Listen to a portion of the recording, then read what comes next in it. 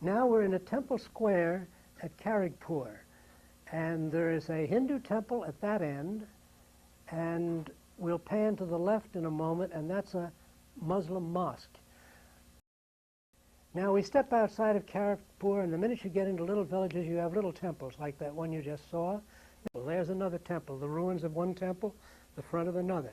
There's a third temple, all in the same general area, very old. Now, out in the middle of nowhere near Karagpur was this temple. This was built by Sudras, low-caste workers from Madras. And it's sort of an imitation of the great temple at Madras, which is 100 times the size. And what they do here, they show all of the mythology of India. In the front there is a wonderful scene of Krishna, the fun-loving god, stealing the clothes of maidens swimming in the river. You can see the girls have no clothes on. And he's hiding up in the tree. And there are scenes from the Ramayana. Rama was the Ulysses, the Odysseus of India, the famous hero. There he is with his bow and arrow fighting a monster. And here he is with his wife telling him to quit fighting. And there he is trying to shoot another monster. The story of the Ramayana is just like the Odyssey. And there's Mahatma Gandhi, who has been deified by the Hindus. Now we stayed, when we went to a city named Puri, we stayed at a hotel where our hotel room was $3 a day with meals. We went to Puri to see the festival of Jagannath. The British call him Juggernaut. And they get the idea of rolling over somebody like a juggernaut from the fact that these carts, which carry the images of the gods during the procession, are not allowed to stop. It's sacrilegious for them to stop. So people used to throw themselves under the wheels, which are about 10 feet high, in order to commit suicide. This elephant doesn't pull anything. He's just for show. People pull these carts. We're looking at this situation the night before the festival.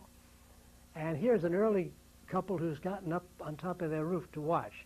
In the evening before, the Hindu priests, the Brahmins, have a procession through the street to sanctify the way, in the same way that the Catholic priests do when the Pope is making a walk around in Rome. Many of the Hindu rituals are quite similar to those of the Catholic Church. We're talking with some Australian soldiers who are telling us how things really are and why they are the way they are in this city. Over 1 million pilgrims come to this festival every year. There's our hotel, brief shot. And these pilgrims are allowed to go through the carts before the procession. Our tour group, of which I'm the tour guide, and the Red Cross girls in attendance, are on their way to the temple to see the great show. The temple of Jagannath is about 300 feet high, made of stone. There is no stone in Puri. You have to go 30 miles to find stone. So the engineering of these ancient structures is just amazing. How did they do it? The main tower is in the shape of a human phallus. The two subsidiary towers are pyramidal. Only the high priest can go in the Holy of Holies of the tall tower. The other towers are for the lesser priests and Brahmins. You could see the pilgrims running around the cart. They get charged for that. The priestly caste of India has maintained its power. The Hindus are still doing the same thing that they did 4,000 years ago. It's astounding. It's the oldest living religion in the world, and therefore it deserves some respect because of the fact that it appeals both to the higher class Indians who want an intellectual religion and the lower class Indians who want magic and folklore. Jagannath is supposed to be the 9th reincarnation of Vishnu. Vishnu is one of the Hindu trinity. You have Brahma, the creator, Vishnu, the preserver, and Shiva, the destroyer. No relation to our trinity, except it is 3 gods. Now those images are being brought out now and taken into the carts, and the crowd has grown to a tremendous number of people, as you can see. The priests are running around in the courtyard like a bunch of old hens trying to get ready, and they will start the procession by allowing some 2,000 or 3,000 people to haul the carts with ropes. But before they do that, the Raja is going to have to come down and start the procession from his palace. That's the sister of the, that headdress was the sister of the god. You can see her being carried through the crowd. You'll see also, quickly, a little spray gun. There was a man in a pith helmet spraying people for 1 rupee. The temperature on this day was about 120 in the shade. Now here are the Raja's elephants, and they are going to lead his carriage through this crowd all the way to the carts. And he will walk around the carts, sprinkling holy water on the carts, and then he will go back to his palace for another year. That's a fellow with an odd disease. You find a lot of that. That's a fellow with an odd disease. You find a lot of that in India. And this is all he does, and for that he collects tribute from all the pilgrims, and he is worth an estimated $100 million, which he collects in tourist fees, you might say. Nice work if you can get it. And this has gone on for hundreds of years. Here comes the cart. The people standing on the cart are priests and railroad workers, and they're using railroad flags to tell the people to get the heck out of the way. You can see the size of the wheels. The only thing that they save from year to year are the wheels. The rest of the carts, which are built in the shape of temples, are torn to pieces, and the pieces are sold to the pilgrims.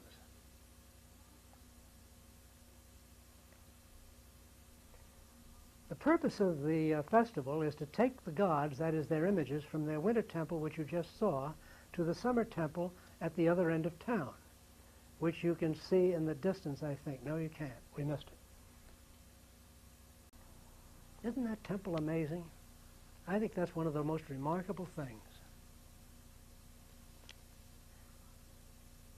And to think that they would take those carts apart and put them back together again each year. These pictures are pictures of the great mosque of Akbar the Great, the famous Mughal Muslim ruler of India, which his grandfather conquered. That's a sacred pool where you cleanse yourself. This is the Taj Mahal. I'm sure you recognized it. And it's located next to the Jumna River, a sacred river. Now here are tourists going to the Taj Mahal. These pictures were made in the rain. Well, not really hard rain, but it was a very cloudy day. And these films are very old. It's amazing that the film, it was Agfa film, not Kodak, and therefore it was not as good as Kodachrome. The Taj Mahal is not a mosque or a holy building per se. It is the tomb of the Mumtaz Mahal, the wife of the Shah Jahan, who was the grandson of Akbar the Great. There's a guest house on one side and a mosque on the other, and I can't remember which this is. The minarets, the 4 minarets around the Taj Mahal, are used by the muezzins to call the faithful to prayer. And right next to the Taj Mahal are Hindu burning ghats, where people who die are cremated. The Indians can't understand why we devote valuable real estate to cemeteries. They think we're crazy. They have cremated their dead for, I don't know, thousands of years, I would presume. The Taj Mahal is made of pure white marble, inlaid with semi-precious stones, onyx, tourmaline, agate, and so forth. And we'll get some close-ups of that inlay. They do the same thing on plates, which they sell to the tourists, and they're extremely beautiful. Simply gorgeous building, beautifully finished. We don't go inside because I couldn't make movies in the dark interior, but there is a translucent marble screen inside that you can practically see through. Members of the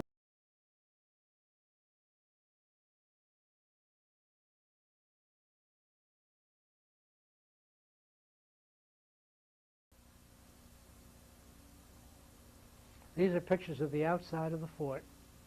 And this is inside the fort, looking at a stone bathtub. That's what that thing is that you saw in the front. Now, that quick picture was of the Taj Mahal from the fort, and you saw the river in flood. Here again we have the same identical buildings. We have the Hall of Public Audience, the Hall of Private Audience, the Hall of Women, The mosque, this is the mosque.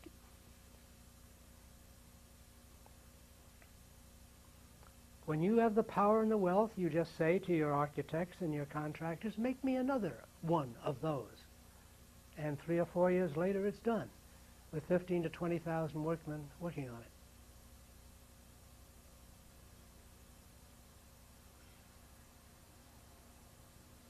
Now this is the little Taj, as it's so called. The Grand Vizier, or Prime Minister of the Shah Jahan, was a thief, like most of them in those days, and he stole enough money to build his own little Taj Mahal of his own. And the inlay work is even more beautiful and more expensive than the Taj Mahal. A good old political crook of the old school. Now these are